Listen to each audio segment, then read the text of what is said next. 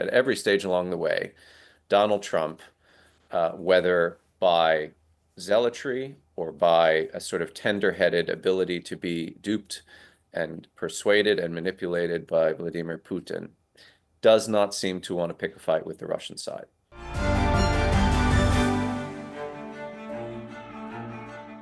Hi, I'm Fergus Macphee, and welcome to the Trump Report on Times Radio.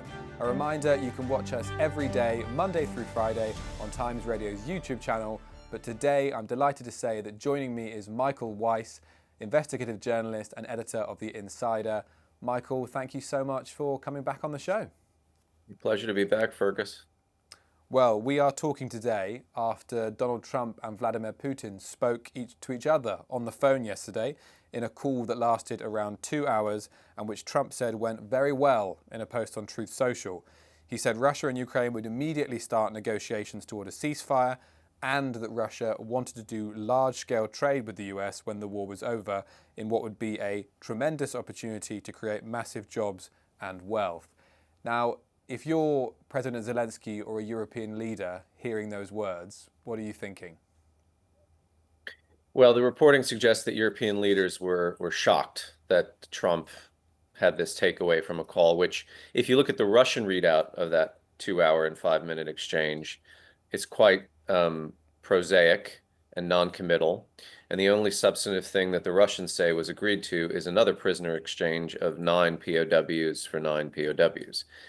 There is really no sense from the Russian side that they're at all serious about ending the war.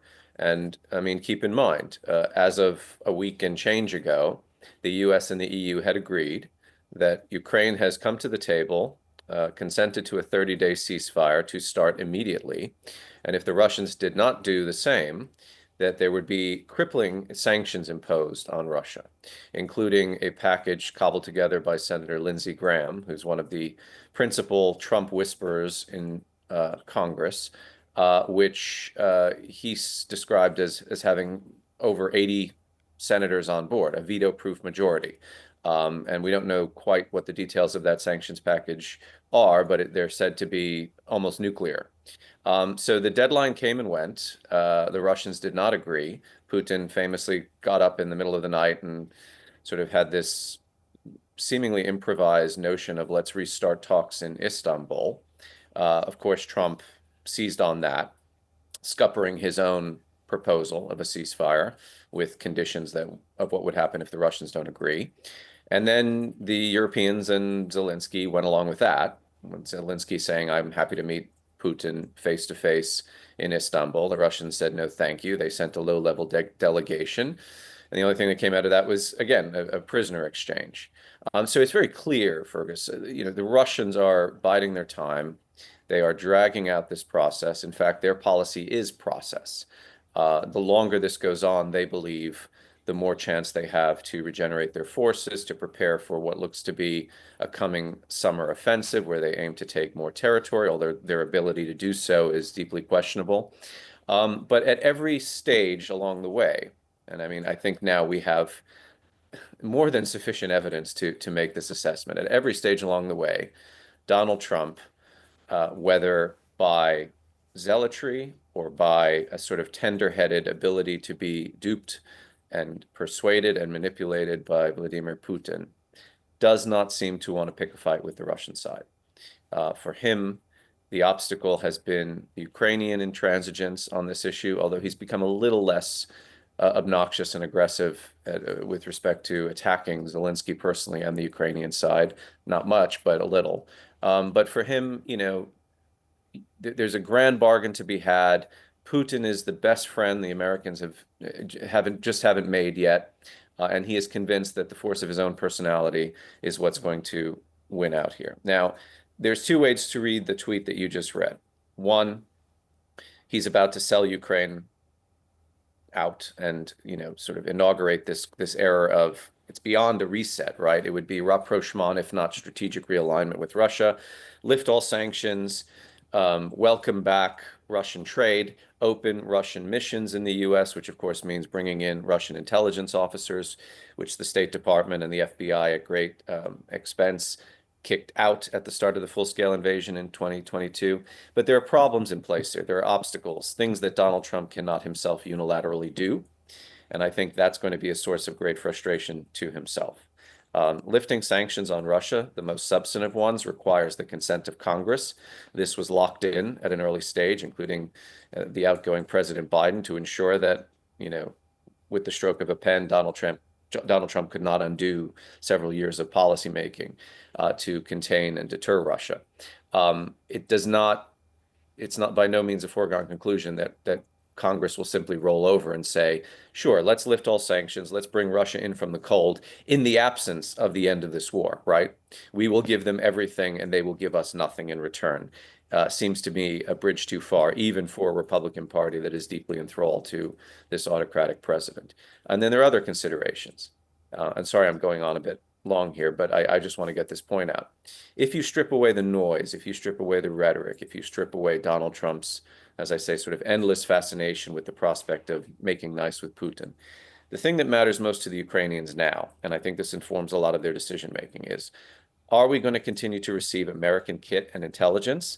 And with respect to the kit, forget about donations. I don't see Trump doing drawdown packages and gifting anything to the Ukrainians at this point. Will the United States sell weapons and ammunition to Ukraine directly? Will it continue to sell weapons and ammunition to Europe with the end user authorization, the dispensation that Europe can donate those systems to the Ukrainians? And here the evidence is actually a bit encouraging. So in the past several weeks, whilst this sort of kabuki theater has been playing out with regard to peace talks, the U.S. has agreed to send F-16 spare parts to Ukraine. It has authorized the Australians to give dated Abrams tanks to the Ukrainians. It has indeed begun direct arms sales to Ukraine, albeit at a minimal level. But most important of all, and this was kind of smuggled into a New York Times report several days ago, it has allowed the Germans to provide the Ukrainians with 100 Patriot missiles and 125 Gimlers, ammunition for their rocket artillery systems. This is critical because of the main platforms that Ukraine needs, but which can only be sourced by the United States. Air defense, long-range air defense, rocket artillery ammunition, howitzer ammunition, right? And these are things that the United States, up until now, has continued to provide. So I think Volodymyr Zelensky finds himself in this difficult situation. He's quite clearly read that President Trump is sort of pro-Russian. There's no two ways about it. But he himself has an interest in prolonging this process, playing along, engaging in the theatrics of, okay, sure, Donald, whatever you say, we're happy to meet you halfway, because all the while he's getting the things he needs for his country's national survival. So if Donald Trump ultimately gets bored and washes his hands of the peace process, as long as this status quo is maintained, Ukraine will be actually all right. And I think that's a calculation that kind of gets lost in the sauce of our discussions of, what side of the bed did Trump wake up on today with respect to acting as an interlocutor and a mediator between these two parties? Yes, because when Donald Trump and I think J.D. Vance were threatening to walk away from negotiations yesterday, I believe you tweeted to X, "Don't threaten me with a good time." Yeah. But Volodymyr Zelensky obviously said afterwards that he really doesn't want them to walk away. He urged them to stay in the negotiations. Yeah, I mean, he would say that, wouldn't he? Because I think it'd be giving away too much to say to the Americans, please abandon us diplomatically. Keeping the U.S. sweet, keeping them as much on side as possible is in his national interest. But, if you talk to European security officials, if you talk to the Ukrainians, the only thing that matters here is, do they get security assistance? Are they armed to defend against Russia? I mean, would they like to see a fair settlement to the war? Yes, absolutely. Unfortunately, we're not trending in that direction. I mean, all of the things that have been put on the table from the American side, including legally recognizing Russia's illegal annexation of Crimea more than 10 years ago, freezing everything along the current contact line, but with a kind of de facto recognition of annexed territories, if not possibly litigating or negotiating whether the Ukrainians might have to withdraw from the oblasts that Russia claims to have seized or to have incorporated into its sovereign territory, but which it does not control in full at the moment. I mean, all of these things do not favor a pro-Kiev position in any final settlement. So the Ukrainians are quite aware that the Americans are negotiating against the Ukrainians here. But again, Putin, I think it is fair to say, is not interested in ending this war. He is interested in having sanctions lifted. He is interested in being sort of welcomed back into the community of nations, which Trump has promised to do. But we're at a fundamental contradiction point.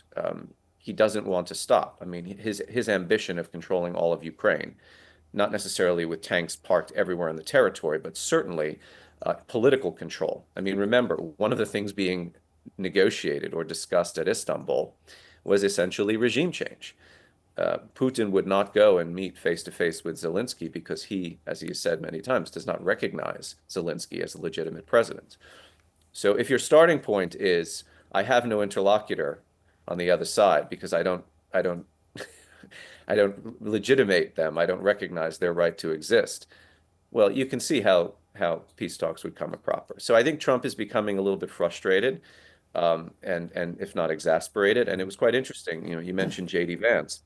J.D. Vance, to my mind, has been the more isolationist and the more, if not pro-Russian, then certainly vehemently anti-Ukrainian official in the executive branch. And the other day he came out and said, well, look, we're not going to lift sanctions. We're not going to do some grand bargain with Putin so long as he continues to kill Ukrainian civilians. So you know you're in an awkward spot when J.D. Vance has donned the mantle of bad cop with regard to Russia. And I think, again, we're beginning to see a kind of weariness, a sense of fatigue setting in on the American side. You know, let's cede this to the Europeans. Maybe they can host some talks at the Vatican with, by the way, an American Pope who has made no secret of his being quite down on Russia and favorably disposed toward Ukraine. So again, I say this is good. You know, I want Trump to move on. I want him to go enjoy his $400 million Qatari jet and, you know, get distracted with the Middle East and Asia. Because at the end of the day, you know, saying that we are not only not going to donate weapons to Ukraine, but we are actively going to sabotage Ukraine's war-making capability by, for instance, telling our military industrial complex, companies like Raytheon and Lockheed Martin, you cannot sell to the Europeans things such as Patriot missiles, ATACMS, GIMLRS, et cetera, unless you agree and they agree that these things will not then be donated or regifted to the Ukrainian side. And by the way, from the European side, there are indications that they have every expectation that security assistance, indirectly at least, will continue. There was an article recently that Rheinmetall, the German arms manufacturer, is looking to open factories in Germany in collaboration with Lockheed Martin to produce exactly the things I just said, Patriots, GIMLRS, ATACMS, et cetera. And the CEO of Rheinmetall himself, who was a target of assassination by Russia's military intelligence service and who travels with the security detail as a result of it, seemed quite confident that, you know, the stuff that will be produced at these factories in Germany will go to Ukraine. So again, I would look at the actual policies in place and what, I mean, I keep telling people it's all, you know, quite instructive to see what Donald Trump has done since his inauguration. But what he hasn't done is equally instructive because there's lots of money to be made exporting arms to Europe. Europe became the largest importer of American weaponry for the first time in several decades, I think around 2021, so just before the start of the full-scale invasion, possibly in anticipation of it.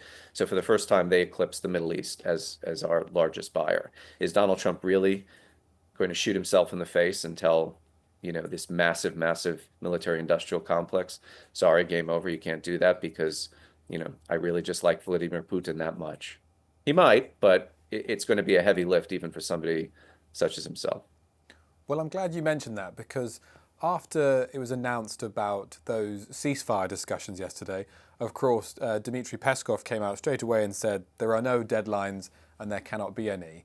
Now, we know Donald Trump, he doesn't like to be made a fool out of. So I guess my question is, why is he letting this happen to him? Well, either he doesn't think he's being made a fool throughout all of this. Perhaps he is just so easily persuaded and manipulated by Putin. Putin was a rather mediocre KGB case officer, but he does have a fairly good way of pulling the wool over the eyes of politicians who, frankly, perhaps want to have the wool pulled over their eyes. I mean, I think Trump at the most generous level, and you can get into the discussions of whether or not he may have been compromised by the Russians at some point. I mean, to this day, I hear European intelligence officers suggest that he feels a sense of loyalty to Moscow because Russian banks bailed him out at a point when he and his businesses were bankrupt. Whatever. You can strip away all that stuff, and we're not going to know the full extent of any of those kinds of relationships probably for decades until things get declassified. I think at a basic psychological level, he has a real penchant for strongmen and for autocrats. They're able to do the things that he only wishes he could do. He's indeed trying to do them and to some extent succeeding in his second term here in the United States. But he likes that Putin can disappear or imprison or assassinate his political opponents. He likes that Putin can take a decision. I want that piece of territory. I'm just going to send my troops and tanks in to claim it. This is why Donald Trump keeps banging on about annexing Greenland or possibly invading the Panama Canal territory and seizing that vital piece of real estate. For him, might is right. The other thing I would say is he really has this self-aggrandizing, if not megalomaniacal notion that only he, as an American president, can really do a deal with the Russians that is lasting, permanent, that only he can really see eye to eye with a guy like Putin. Everyone else has failed. Barack Obama failed. Joe Biden got us into this war, per Trump's repeated refrain. George W. Bush claimed to have looked into Putin's soul, but look how that turned out. Then you had the Russian-Georgian summer war in 2008 at the tail end of Bush's presidency. I think he legitimately has convinced himself that if he and Putin simply cut a deal, there will be this sort of benevolent era of American-Russian relations. And I mean, that flies, Fergus, in the face of all precedent, everything that subject matter experts on Russia will tell you, and everything, frankly, that the Russians themselves, if you read their press or you listen carefully to what their officials say, believe. I mean, Russia largely defines itself in antagonism to the West. The kind of common sort of rallying cry of the nation is we are already at war with the West. They don't even see themselves at war with Ukraine. For them, they are fighting the United States and NATO. To take that away would actually drastically weaken Putin's hold on power, because then there's very little left. I mean, the state of their economy, their relatively small GDP, the quality of life, lack thereof. This is the reason why their Siloviki, their oligarchs want sanctions lifted. It's not so that they can spend money at home. It's so they can shop at Harrods and, return to their chateaus and chalets in Europe. They're both obsessed with the West and quite happy to indulge in all of its luxuries and privileges. But again, there is this kind of sort of national psychological conceit that the West is the enemy. It ever was thus, and we are at war. We are in a constant state of hostilities. So that tension needs to be maintained. Otherwise, wither Putin and Putinism. Well, before he became president, Trump obviously said that he could end this war in 24 hours. Then last week he said that the war would only end when him and Putin would be in the same room together. Then after yesterday's call, he said that peace could only be negotiated between Russia and Ukraine, possibly with the help of the Vatican and the Pope. Who is in charge here, and what's the real truth about how this war could end? Well, my friend Tom Nichols at The Atlantic wrote a piece, the headline of which Putin is still in charge, which I think is rather, that's right. And I think it's shrewd to note that Trump is, I think, beginning to realize the limitations of what he can and cannot do. And of course, he's trying to dress this up. He's trying to couch this as great progress, fantastic phone call, everything is going swimmingly. But, again, the more bored he gets, the more sort of anxious he gets with how long this is taking. If this were a real estate deal, if this were a negotiation over piece of business in his prior life, he'd have probably thrown his toys out the pram at this point. Not only that, he would have assailed his counterpart as some kind of shifty-eyed, you know, duplicitous grifter, um, greedy, unfair in his practices, et cetera, et cetera. He can't bring himself to do that with Putin, even though that's precisely what is being done to Trump here. So again, I'm not, a lot of people are in sort of high dudgeon about this is the end of Ukraine. Not necessarily. If Trump walks away, but kind of maintains the policies that have been enacted, because again, it would require some energy to undo them in the absence of anything to show. And It's one thing yeah, yeah. if Trump does walk away, I know there's a general view among many people that if he walked away, that would be it for peace talks. I know you necessarily don't share that view. Yeah, I mean, look, the only time at which I think the Russians would be seriously considering peace talks, meaning a cessation of hostilities, at least because they have to do it, is when they feel that they are being strategically defeated on the battlefield, and when they feel that sanctions are taking a toll. The one inadvertent bit of damage Trump did do to Russia was his tariffs regime because it's affected the price of oil.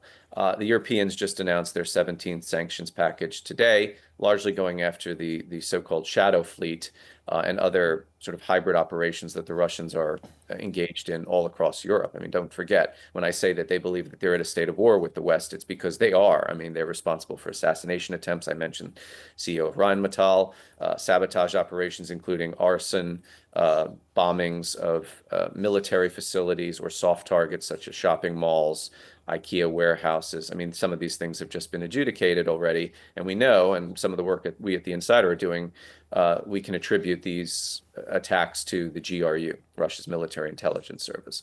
But I think, the only time that you'll get the Russians to say, okay, let's talk seriously about what a final settlement is going to look like, without them trying to gobble up more territory that they don't even control, is when they have to do it because their regime preservation, depends on it. And we're not anywhere near that point yet. I think, under the Biden administration, there was a policy in place, give Ukraine enough weapons such that Ukraine does not lose and Ukraine's sovereignty is not forfeit, but don't give them so many weapons that they might actually win. Because there was an overriding fear. I mean, I can tell you, based on my conversations with members of Biden's National Security Council, an overriding fear of what might happen if Russia lost the war definitively. Strategic defeat could lead to either collapse of the regime in Moscow, outbreak of civil war, or possibly nuclear escalation. I mean, all the worst case scenarios kind of determined Biden policy until, of course, they didn't, because every time they came out and said, no, we can't provide X, time went by, then they got to yes, and they did provide X. Unfortunately, it was a little too late because the Russians had already adapted, having anticipated that the Americans would eventually provide these things. So a lot of time was lost. I think a lot of resources were squandered. And we find ourselves in a position where the Russians cannot break through this 15-kilometer sort of buffer zone that abides across a 1,000-mile expanse of territory known as the contact line, which is now essentially a drone saturated no man's land. They're having great difficulty breaking through. Pokrovsk, which is the one city they were meant to take as of, I think, last summer or last fall, they've had difficulty taking. It's not yet fallen, in spite of what even the Ukrainians assessed, their intelligence services assessed was going to happen. So I think it's fully fair to say they're in a stalemate, but a stalemate doesn't benefit the Russians because again, they haven't got what they want, which is They haven't achieved their war aims. Is that right? they haven't achieved their war aims at all. And And what they haven't achieved also is, well, I mean, they haven't achieved their war aims at an enormous cost to themselves. You're looking at now about 1 million Russian soldiers either killed or wounded on the battlefield. And that is an enormous investment of blood and treasure for, slightly less than 20% of Ukraine's territory occupied, and not even occupied and developed and fully incorporated into Russia. I mean, a lot of these places are still, quite immiserated and blighted by, now years of artillery exchange and rocket attacks. So Yeah, I mean it's not even a Pyrrhic victory. I would say it's a loss, it's a defeat, but one that can still be dressed up as the special military operation is proceeding apace and we are fully achieving our goals. It's very interesting, though, Peskov mentioned that if American political structures were to give the Russians what they cannot acquire through force on the battlefield, that would be the happiest and most beneficial outcome to the Russian side. And that's why the great danger here is what Donald Trump is trying to do. But again, we still do have institutions in the United States that make it a bit awkward and difficult for him, as I said before, with, the publication of a tweet or the stroke of a pen to just cede everything to the Russians. Uh, I'm always telling Americans, if you really want to understand American government, funnily enough, you should watch Yes Minister, because the civil service here, the bureaucrats, they perform a similar function when they're not being fired or put on administrative leave by Elon Musk and Doge. But there's still enough of them in place that it makes it a bit tricky. I'm afraid we are running out of time, but I just want to end with, look, all being said, is it at all naive to think that we have made at least some progress after the last fortnight, with obviously the peace talks in Istanbul last week and now Trump speaking directly to Putin? I would say that the only bit of progress, if you call it that, the only substantive thing that came out of any of this was the prisoner exchange agreed to in Istanbul. I think it was 1,000 for 1,000. So that was the largest POW exchange. Didn't quite require a summit in Turkey. Prisoner exchanges have been coordinated between the GRU on the Russian side and GUR, which is the Military Intelligence Service of Ukraine on the Ukrainian side. But in terms of any kind of actual evidence that things have proceeded, no, nothing has changed. Russia's goals remain regime change, demilitarization of Ukraine, ensuring Ukraine can never join NATO, and more to the point, relitigating NATO and the deployment of American forces on the eastern flank. So, Putin has said, and this has been reported even before the Trump administration took office, he kind of wants to go back to the 1990s with respect to the post-Cold War security architecture in place. So this goes well beyond Ukraine, because his designs go well beyond Ukraine. So no, Fergus, I would say that there hasn't been any progress at the diplomatic level. But the only progress I can cite, apart from, if you strip away all of that, is again what the United States has not yet done, which, if it did, would dramatically alter the dynamics on the battlefield, because that would really hurt the Ukrainians. Well, Michael, I'm sure this won't be the last time we speak, but for now, thank you so much for joining us on the Trump Report again. Sure, anytime.